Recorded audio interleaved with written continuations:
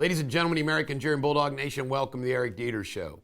Top story was yesterday, old Jack Smith got the judge in his January 6 case to allow the public release of a 165-page document detailing the facts of Trump's efforts to overturn the election. None of this is new. All of this has already been out there in the media. However, they release it in this big fanfare the day after Waltz got destroyed the JD Vance debate in some type of effort to influence the election. These folks will never give up. They don't care if anybody assassinates Trump. They're not doing anything to stop anybody assassinating Donald Trump. They will release stuff like this. It will go on and on and on. The problem is America's woken up to it all. And they know that the guy that this country needs is Trump. And he's going to smoke Kamala Harris. RFK Jr., finds out that old Olivia Nuzzi admits that, guess what?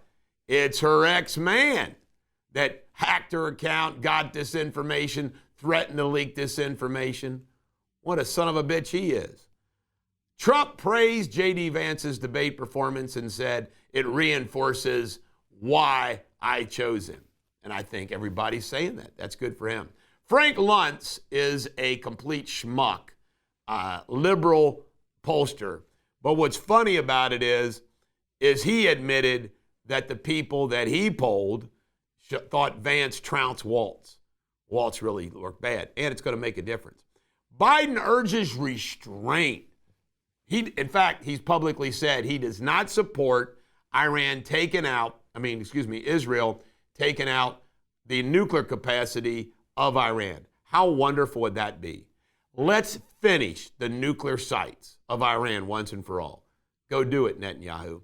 Longshore human strike president Harold Daggett says he's for real. He says they'll never open up again if they don't talk. And they tried to attack the guy because he lives in a nice house. Can you imagine? Yeah, I would think the head of a union probably gets paid pretty good. And maybe he deserves it. Look, they go after a CEO. They go after a union head. Look at all the CEOs of these corporations where they live. And they attack a union guy for having a nice home. They can all kiss it. And by the way, it's going to get bad. Port workers strike halts coffee imports. There's going to be a shortage. Folks, these people that say, well, it'll only affect things if it goes on for a few days, more than a few days. Baloney. Every day, that ripple effect will be shown. One day is going to affect things. Are you kidding me? How does one day of goods not getting out of a port not affect anything? People are full of it. You know what it is? They do not know economics. Pilot Jordan Stedham, he was flying people, rescuing people in North Carolina. Apparently there's a no-fly zone. They told him he'd get arrested. This is an example of a guy breaking the rules for the betterment of humanity. Kamala Harris faces backlash for her 2016 non-response about whether you should kneel or not for the national anthem. See, what happens is you and I are in tune from the get-go. A lot of people, half the people maybe, they don't really pay attention to anything until the end. And what's happening here is the world is finding out what Kamala Harris really is. And it's not good. Trump's campaign reports over $160 million taken in September. He needs all that money. By the way, you know what Kamala's doing with her money? She's paying people to show up at rallies. Doug Emhoff. Okay, first he knocks up a nanny. Now the ex-girlfriend is acknowledging he assaulted her after a flirting incident at some kind of gala. So this guy who's redefined masculinity knocks up a nanny and beats the hell out of a woman. By the way, men that beat women, I find despicable. This has touched me before. I've had friends that have done this stuff, and I've told those friends, you have to stop this crap or else. In fact, I'm a little disappointed I didn't come down even harder on him. What kind of a man humiliates a woman emotionally, psychologically, physically by beating them, hitting them? That's a messed up man. This is the future first husband, Doug Emhoff. Now, do you think the mainstream media will cover this? Hell no. The FEMA chief, Mayorkas, who's in charge of FEMA, warns of funding shortages. He's the DHS guy, but he's in charge of FEMA. He says there's funding shortage. And you know what the funding shortage are coming from? All the money having to spend on illegal immigrants. So money's being spent on illegal immigrants instead of North Carolina and Georgia residents. I tell you, these people are just useless as the tits on a boar hog, as we used to say on the farm. Bank of America faces outage, and some customers logged on their account and had zero account balances. I log on my account every day and there's zero account balances. Like most Americans. This is the Bulldog. Every dog has their day. Coming up next, Eric Deters' local news.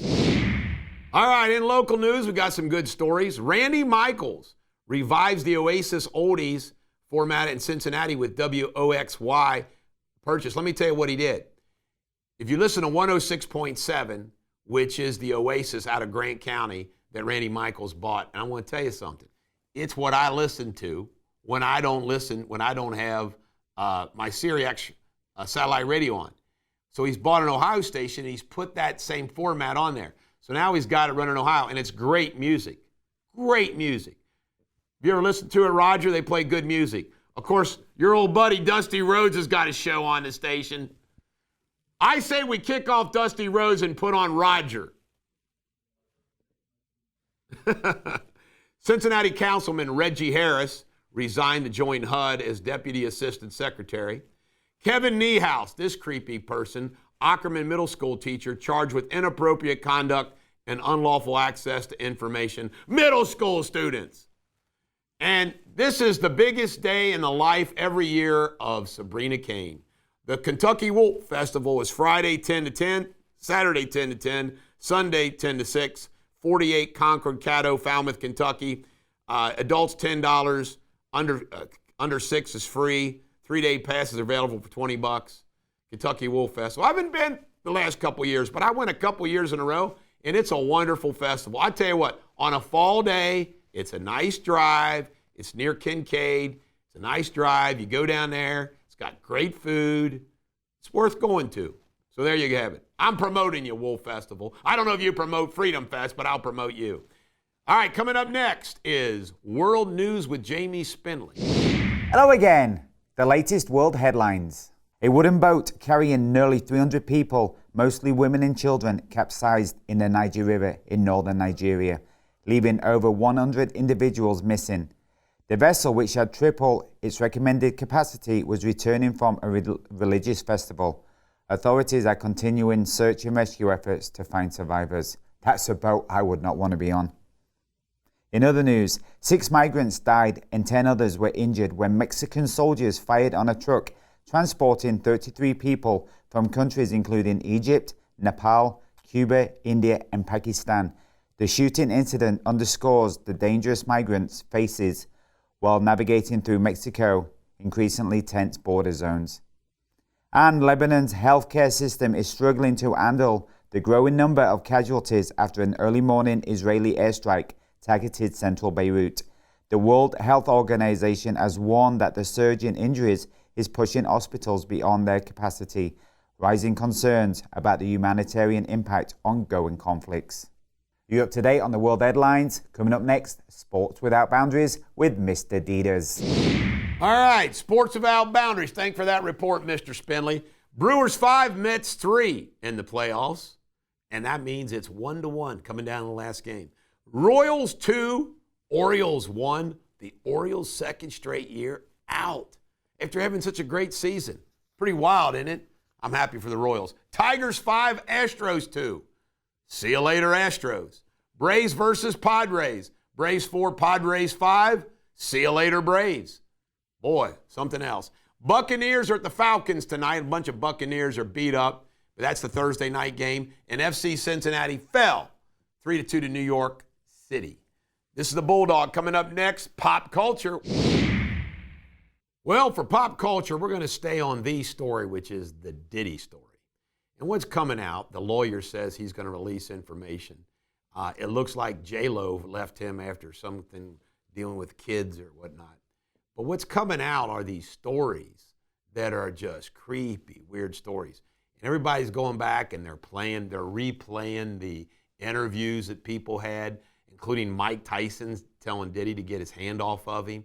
I mean, Diddy was apparently a freak, thus the freak-offs. And apparently there's a lot of people that would go to the parties, but then they'd leave for the crazy stuff. But the bottom line is, this guy's going to release these names. It's not just well-known people. It's like CEOs of companies and whatnot. And let's face it, these people probably thought they would never get mixed up on it. Some people won't be affected. People like Leonardo DiCaprio and whatnot, it ain't going to make any difference. But a lot of people are going to get leveled. Now, let me tell you something else that's going on. You can't come out and say, if you don't do X, I'm going to do Y. But you can be subtle. In my opinion, there's no question that lawyer is saying this stuff, because what's going to happen is some of these people are going to write checks to delay or keep their name out the best they can. That's what he's doing. You just watch. Okay, let's say you're LeBron James. You don't think somebody on LeBron James' team is saying, okay, we know his name might get released down the road, but what can we do for you not to release it? That's what's going on right now. That lawyer's going to cash it out. This is the Bulldog. Every dog has their day. Have a great day.